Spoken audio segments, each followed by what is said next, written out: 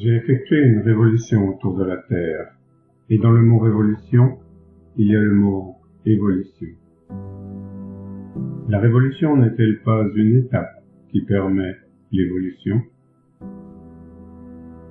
Je vous propose donc de prendre du recul, de replacer nos vies à l'échelle des temps géologiques et de partager avec vous ma révolution, mon évolution, ainsi que celle de la vie dans le temps.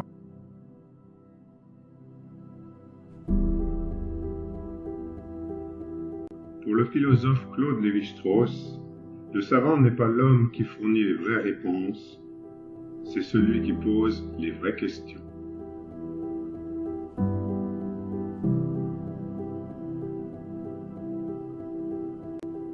Au début, notre planète était un monde essentiellement minéral. J'aimais le désert, et je ne savais pas pourquoi. Peu à peu, j'ai compris.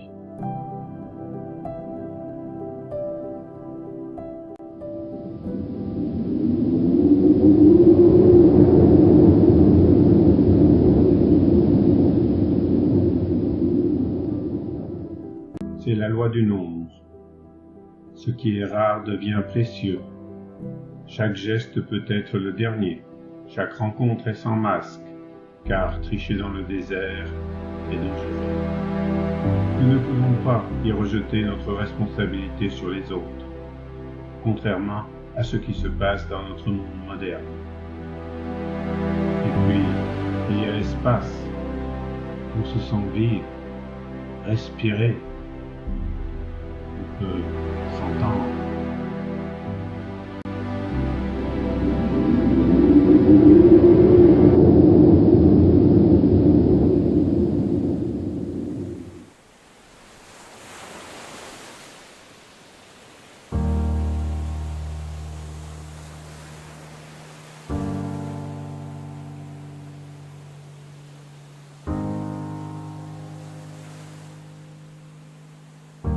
Cependant, la glace, la vapeur d'eau, l'atmosphère, les océans sont apparus peu à peu et ont permis la naissance d'algues et de bactéries. Lente évolution de l'océan à la terre, le cycle de l'eau a permis le développement de la vie.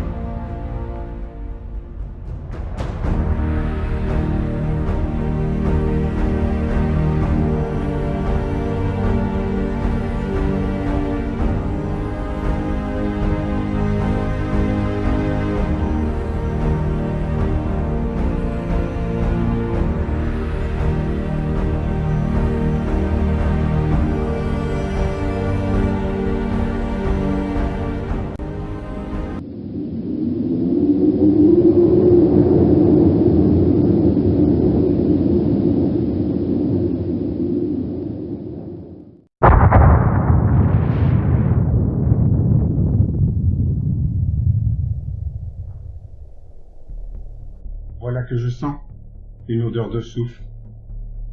J'avais oublié que notre planète est vivante, que les continents se déplacent sans cesse.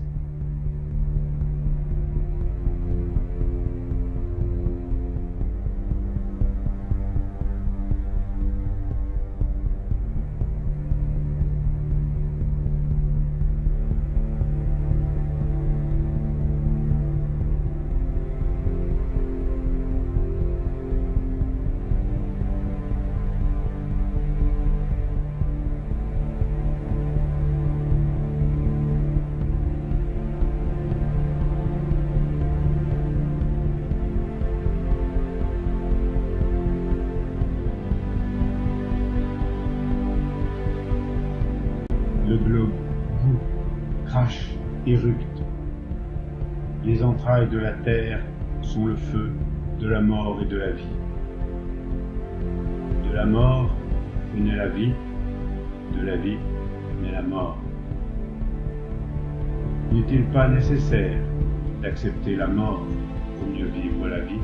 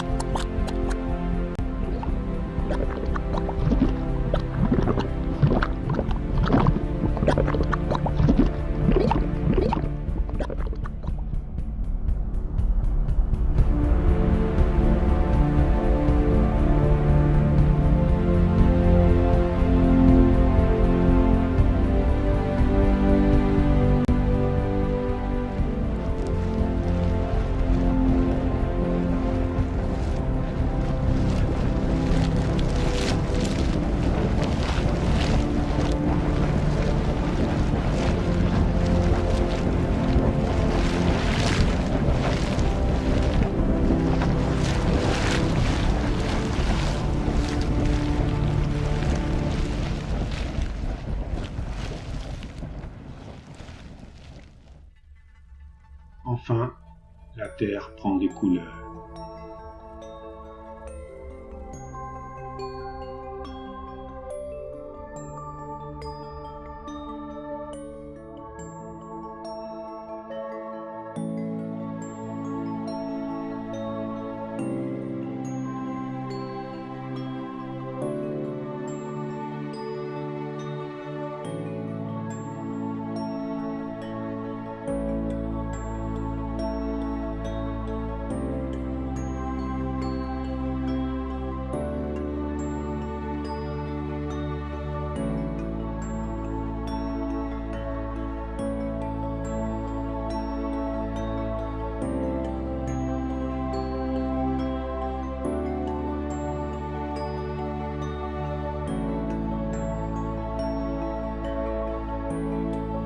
De la plante pierre à la welwitschia, qui peut vivre jusqu'à 1500 ans dans le désert, la vie partout s'invite.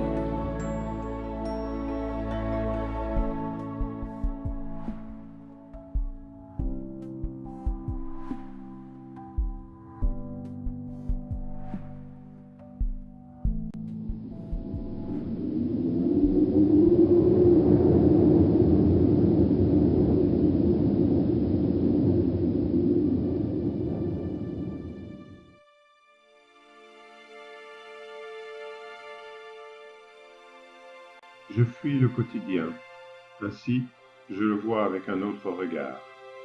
Tout passe, tout change, le temps vient à bout des apparences les plus résistantes. Le temps transforme le monde et notre vision de celui-ci.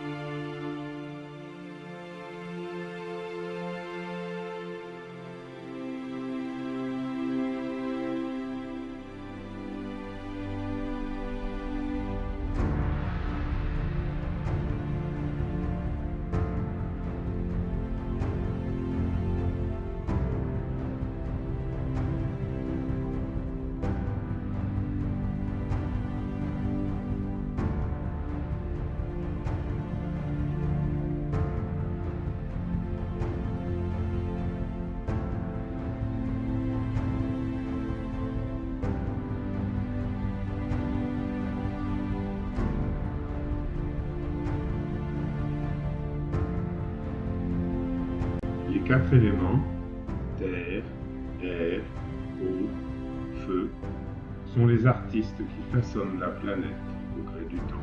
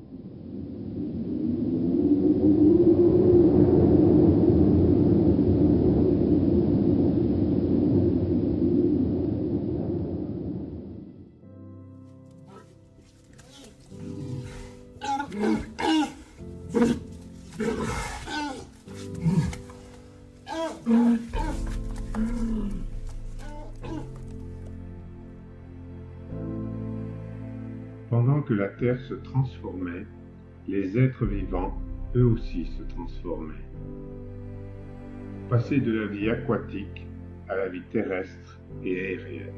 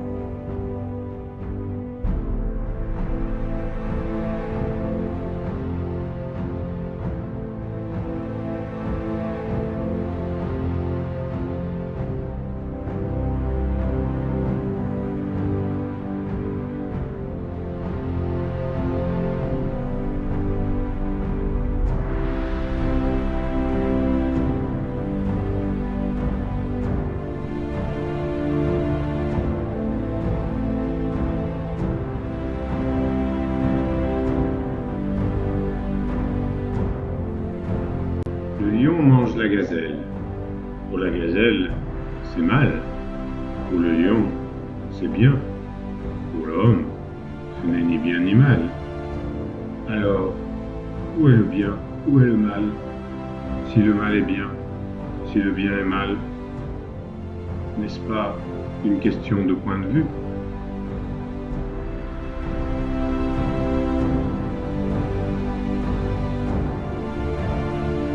L'animal a pris les couleurs de son milieu pour mieux s'y fondre, s'y confondre. En s'adaptant, l'animal est devenu primate, hominidé, puis homme. Sa capacité crânienne a augmenté.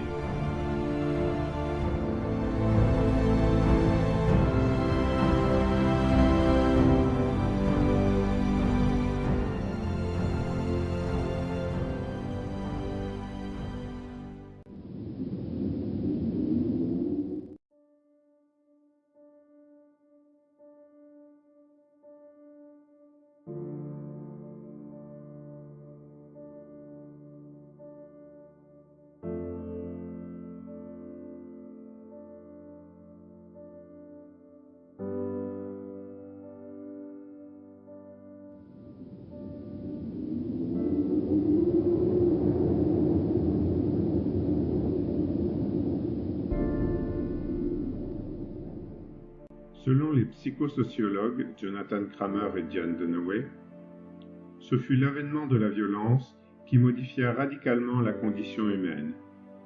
Cette violence apparut quand l'humanité abandonna la chasse et la cueillette et se mit à pratiquer l'agriculture. La violence surgit par vagues il y a au moins 6000 ans, quand les hordes nordiques de Kurgan et d'autres tribus déferlèrent sur les contrées du Sud. Désormais, pour survivre, des hommes pacifiques devaient apprendre à tuer pour ne pas être tués. La femme dut alors se trouver un protecteur mâle. C'était pour elle une question de survie. La puissance ne se mesurait plus à la capacité de donner la vie, mais à celle de tuer son prochain. Les femmes furent alors forcées de rechercher les faveurs des hommes les plus aptes à les protéger, donc ceux qui étaient le plus capables de violence, les moins enclins à la compassion et à la tendresse. Le fait alors que les hommes se mirent à dominer les femmes n'est pas le résultat d'un ordre naturel fondamental chez l'être humain. Il n'est pas dû non plus à une quelconque supériorité des hommes. En fait, s'ils avaient eu le choix, la plupart des hommes n'auraient sans doute pas choisi la voie de la violence. Aussitôt que certains hommes sont devenus violents, tous les hommes ont dû le devenir aussi, sous peine d'être tués. L'épée est à double tranchant. Elle leur a donné la puissance, mais elle les a fait souffrir sur les champs de bataille comme ailleurs. Le sédentarisme a instauré la propriété. La propriété a engendré la jalousie. La jalousie a donné naissance à des guerres sans merci.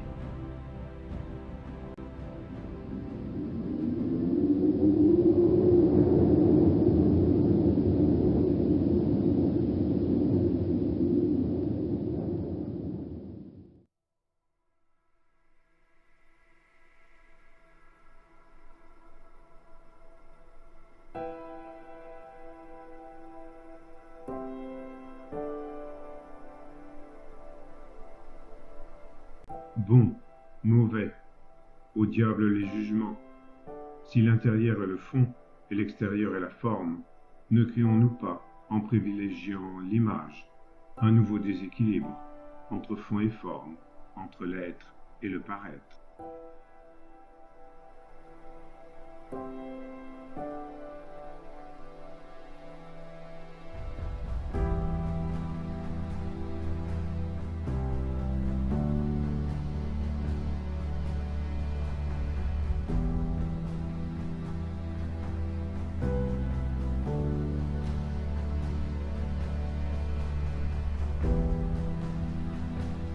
Les hommes se sont mis à construire des monuments à la gloire de leur Dieu, à la gloire de leur victoire, symboles de force, d'admiration ou de soumission. Ils étaient là comme langage, représentant des valeurs essentielles pour l'homme. Aujourd'hui, quel symbole avons-nous? N'avons-nous pas perdu une forme de langage? À l'ère du graffiti symbolique, le patrimoine mondial ne disparaîtra-t-il pas sous les dégradations des visiteurs?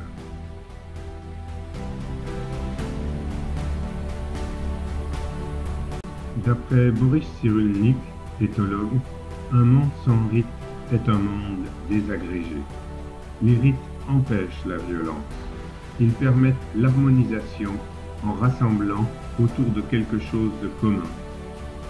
Lorsque les rites n'existent plus, les exclus forment des clans en cherchant une appartenance. Seulement, le clan est fermé et estime qu'il n'y a qu'une bonne valeur, la sienne, ce qui engendre intolérance et violence. Les rituels humains sont des symboles et des messages. Malheureusement, ils se figent et se vident de sens. À chacun son Dieu, sa vision du monde, son interprétation des textes. Dès qu'il y a interprétation, erreur et contresens sont possibles. On ne voit, ne comprend, n'entend que ce que l'on a envie de voir, comprendre, entendre. Ainsi donc, les mêmes mots peuvent engendrer la paix et la tolérance, ou l'intolérance et l'exercice. Les textes sacrés ne disent que ce que l'on veut bien leur faire dire.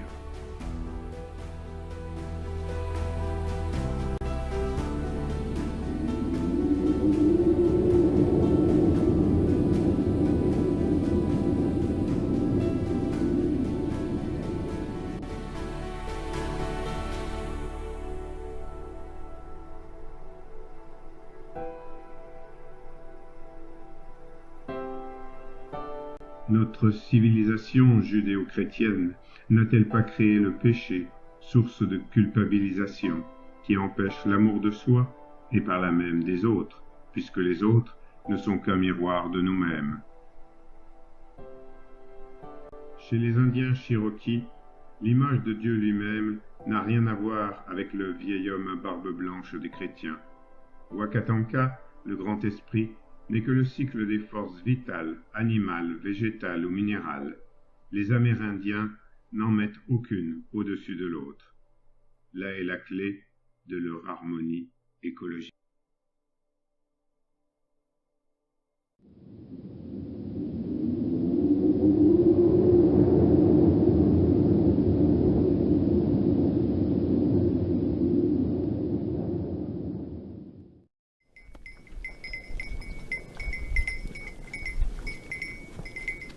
La France d'aujourd'hui est le résultat de multiples rencontres avec les cultures étrangères.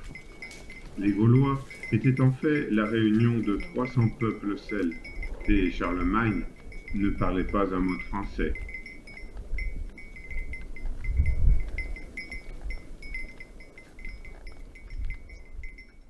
Pour Thierry Gaudin, expert international, c'est avec une présomption tout à fait indécente que l'homme s'est appelé sapiens.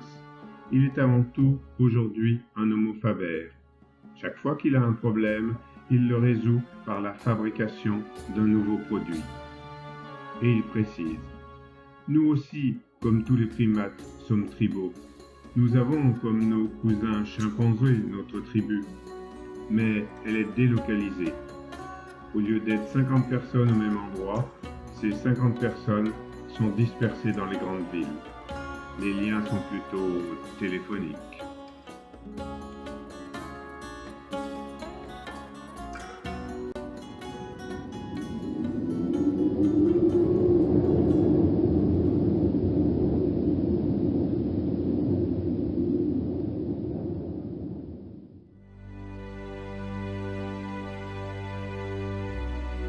Presque toutes les ethnies minoritaires sont actuellement projetées au XXe siècle.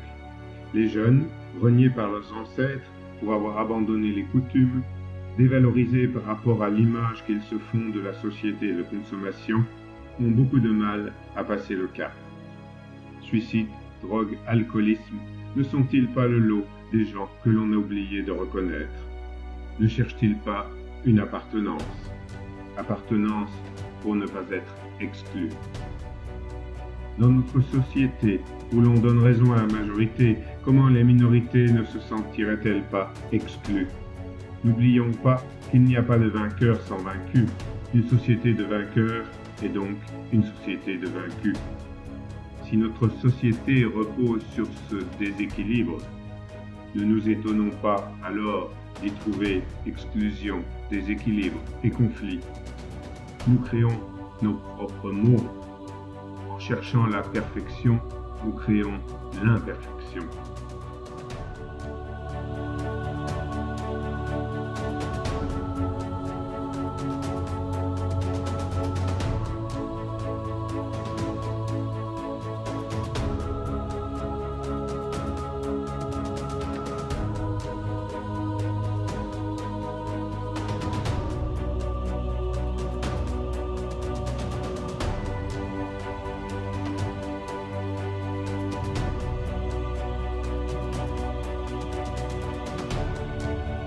Pour les Indiens Cherokees, les Blancs ont la maladie de la possession.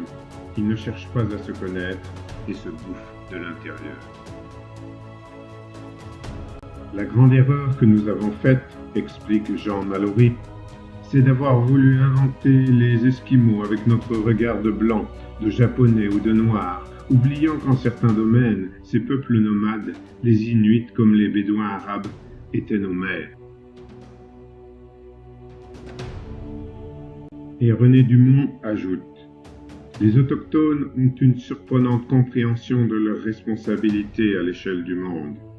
Ils veulent être en ordre avec la nature et ont une sorte d'écologie profonde dans l'esprit.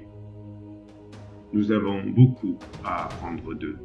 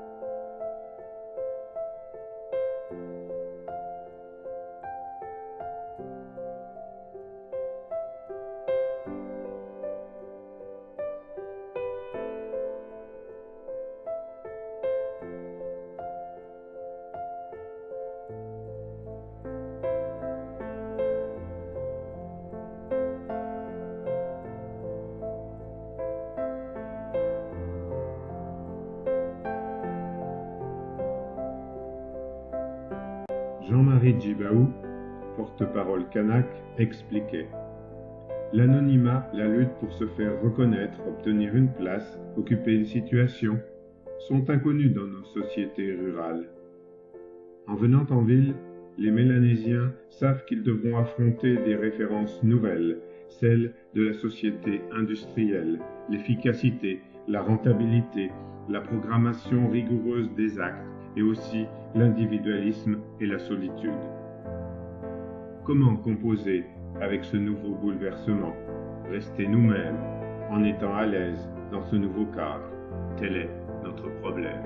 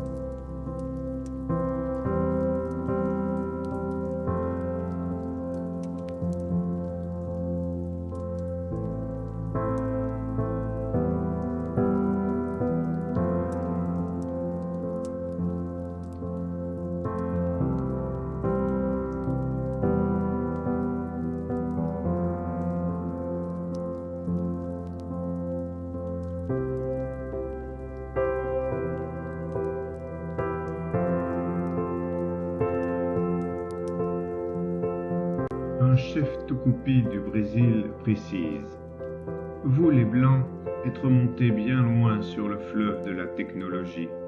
Vous pouvez parler à distance, vous pouvez voler dans les airs. Mais nous, les Indiens, sommes allés plus loin sur le fleuve des relations humaines. Peut-être un jour pourrons-nous unir nos savoirs.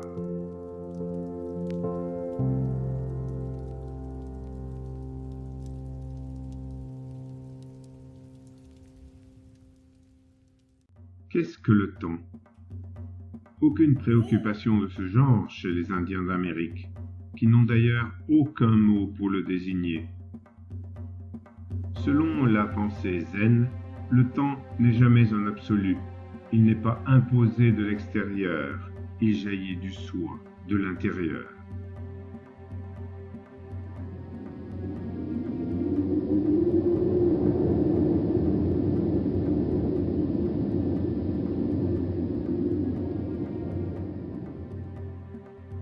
C'est comme si aujourd'hui, il avait oublié la fable de La Fontaine.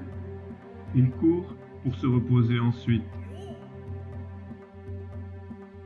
Jean-Jacques Rousseau affirmait que la règle d'éducation la plus importante, la plus utile, ce n'est pas de gagner du temps, c'est d'en perdre.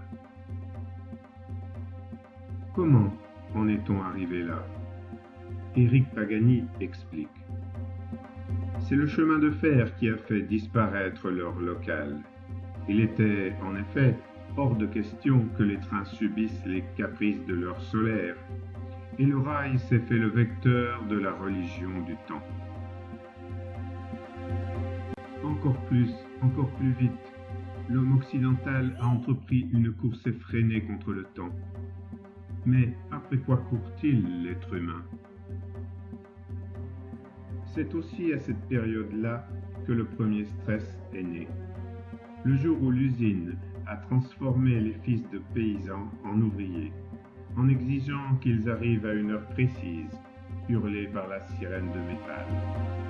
Alors s'est produite la première cassure dans l'espace aléatoire d'un temps mené par l'antique course du soleil. Et tout a changé d'un seul coup. Un temps artificiel, inventé par les hommes, a supplanté l'observation naturelle des astres. C'était le début d'une civilisation dont les fondements s'appelèrent productivité et performance. La vie est facilitée par la technologie. La plénitude de l'instant présent s'efface peu à peu de notre vie. Curieusement, alors que la technologie nous permet de gagner du temps, on a l'impression d'en avoir de moins en moins. Pourquoi? D'abord, parce que consommer prend du temps. nous n'y pensons pas assez. Nous réfléchissons plus à l'emploi de l'argent, qui est renouvelable, qu'à celui de notre temps, qui est irremplaçable. Notre époque, qui offre d'extraordinaires instruments pour nous libérer du temps, s'est ingéniée à mettre au point ceux qui vont absorber le surplus accordé. L'empereur des 10 instruments est sans aucun doute la télévision.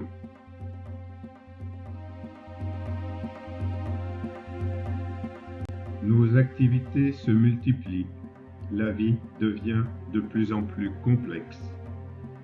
Le temps est devenu si compliqué qu'il nous est impossible de l'appréhender sereinement. C'est pourquoi il sera nécessaire, dans le futur, de simplifier notre vie et notre façon d'utiliser le temps. Qui, de l'homme ou du temps, a maîtrisé l'autre?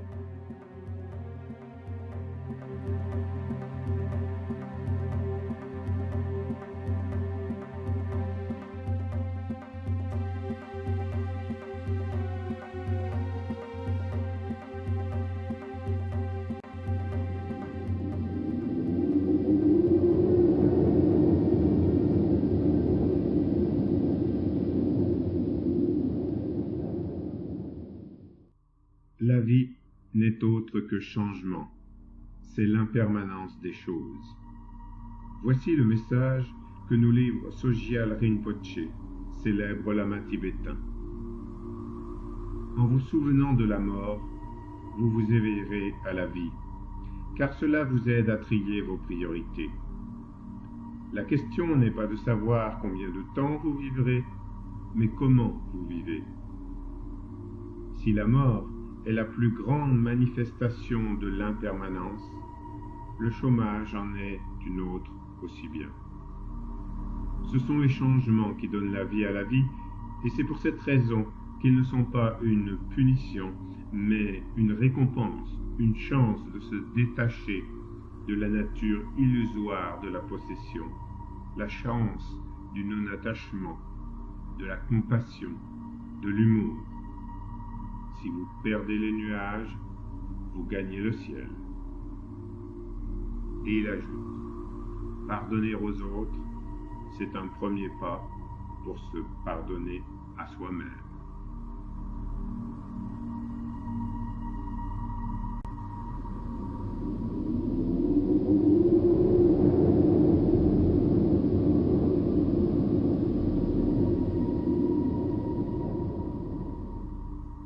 Plus on s'approche de la mort, plus on apprend à vivre intensément l'instant présent.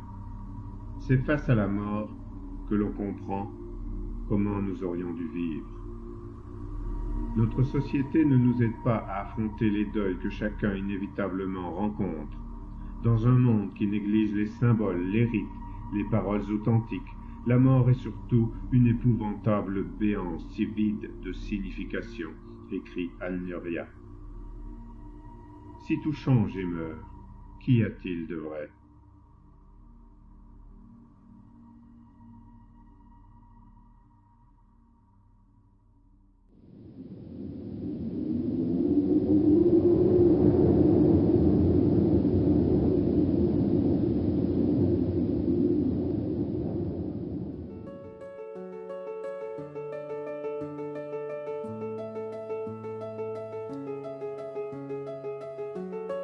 Au fur et à mesure qu'il gagnait en vitesse, l'homme gagnait en bruit.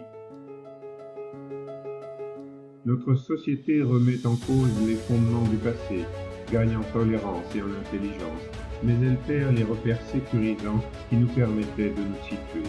Alors nous sommes paumés.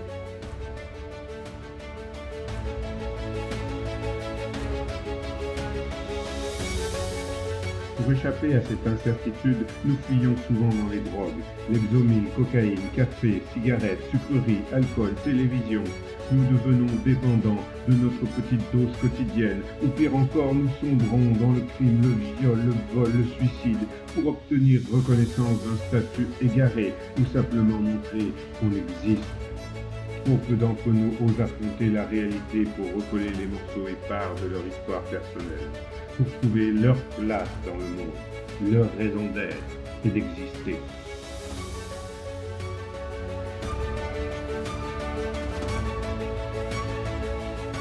Nous sommes tous yin et yang, masculins, féminins, agressifs et doux.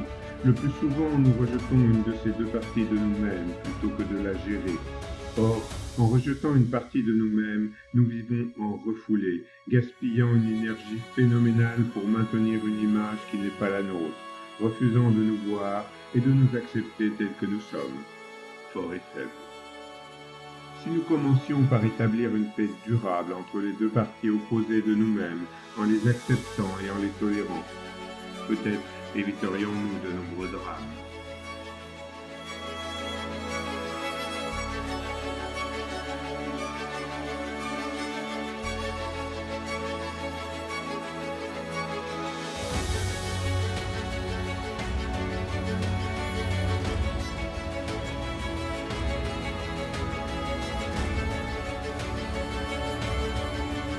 Le monde extérieur n'est-il pas à l'image de ce qui se déroule dans notre monde intérieur?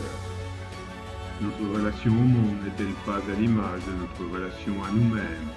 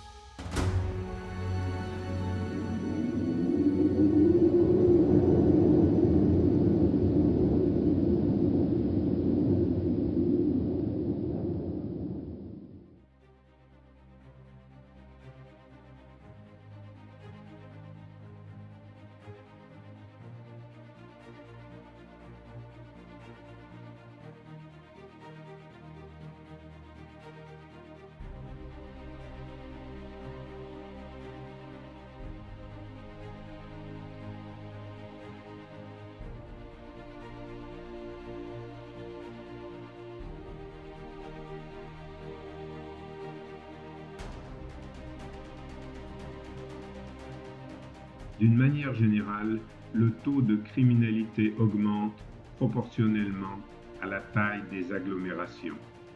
Avons-nous peur de nous-mêmes? La peur augmente et avec le malaise, le mal-être. La peur nous place en position de défense et détériore ainsi nos relations avec les autres, avec le monde.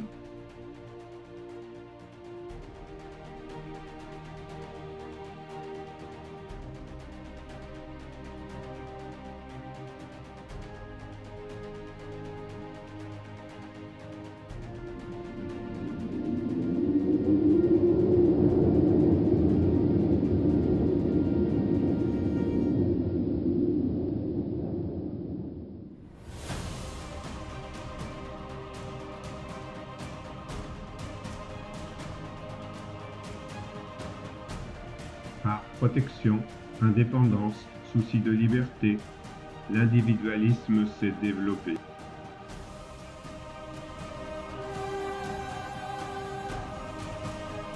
La solitude s'accroît.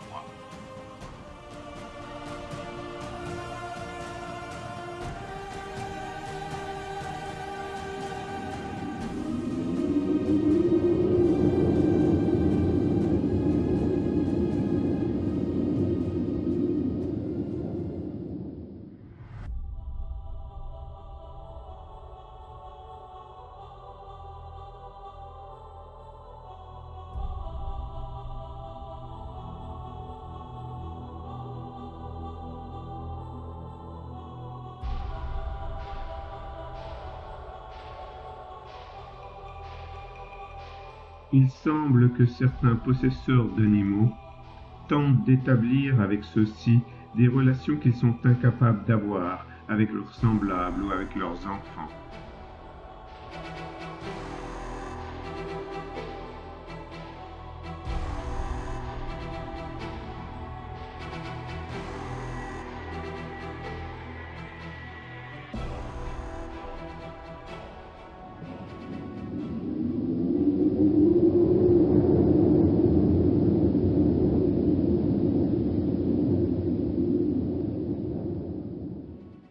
Thierry Gaudin affirme: 1 milliard d'êtres humains vont être chassés de leurs terres par la concurrence de l'agriculture des pays industrialisés.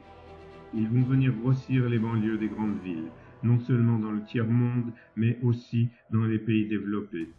À la 2e génération, les jeunes ne peuvent plus retourner à la terre, car ils n'ont plus accès à la technologie de leurs parents, pas plus qu'à la technologie moderne, car le système d'enseignement n'est pas prêt à les accueillir. Cette ethnie, que nous appellerons sans aucun mépris les sauvages urbains, est donc obligée de considérer la ville comme une jungle et d'inventer des moyens de survie. Tout cela est aggravé par les intégrismes, replis sur des vieilles appartenances, les tribalismes, les sectes et les systèmes mafieux. De sorte que le début du XXIe siècle sera une période très troublée. Il n'y aura plus d'un côté les pays riches et des pays pauvres, mais de la richesse et de la pauvreté dans les mêmes pays, à quelques centaines de mètres les uns des autres. Pour le philosophe André Glucksmann, toutes les démocraties se bâtissent sur la défaite des intégrismes. Le paradoxe des intégrismes, c'est que ce sont des révolutions conservatrices.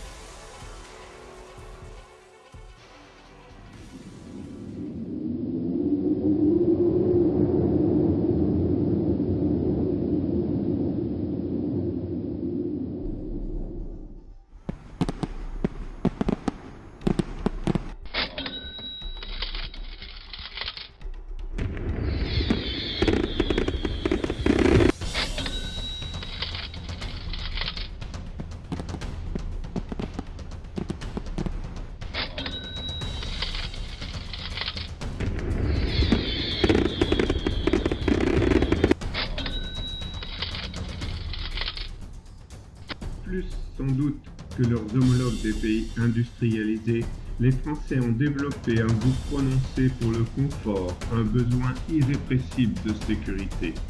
Il n'est donc pas étonnant qu'ils soient davantage inquiets de l'accélération des changements dans le monde et que cela influe sur leur humeur, conclut Gérard Mermet.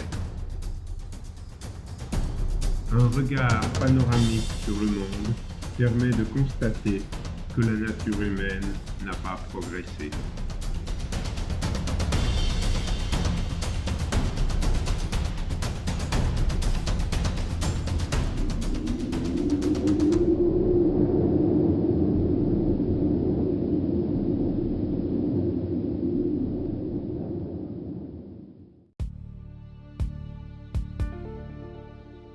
Albert Jacquard, démographe et philosophe, nous interpelle. On ne fait jamais assez réfléchir les enfants sur la façon dont nous reconstruisons sans cesse le monde à coups de concepts. Tout ce qu'on leur apprend est destiné au contraire à leur permettre de briller, à réussir des examens. En fait, ça ne sert à rien. Il y a là un véritable problème de vulgarisation, de popularisation de l'information scientifique. Les médias pourraient vraiment jouer un rôle en venant à l'aide de l'enseignement. Il faut que tout le monde sache ce qu'est l'espace aujourd'hui, ce qu'est le temps, la vie, la définition de l'homme, mais ce n'est jamais dit. En outre, certains parents ont pour leurs enfants des ambitions destructrices. Nous nous situons par rapport aux autres, au lieu de nous situer par rapport à nous-mêmes. Pourtant, Spinoza écrivait déjà au XVIIe siècle. Le bonheur, c'est de ne pas se comparer. Nous vivons dans les illusions des apparences. Nous sommes bardés de masques et de carapaces, et nous n'arrivons plus à communiquer réellement. Nos repères s'effritent peu à peu, alors il ne reste rien qu'au monde où le passé et ses valeurs sont détruites, un monde à reconstruire. Mais veillons à ne pas perdre la mémoire. Nous en serions quittes pour reproduire les erreurs du passé. Quel monde souhaitons-nous léguer aux générations futures? Il serait temps de réfléchir et d'agir.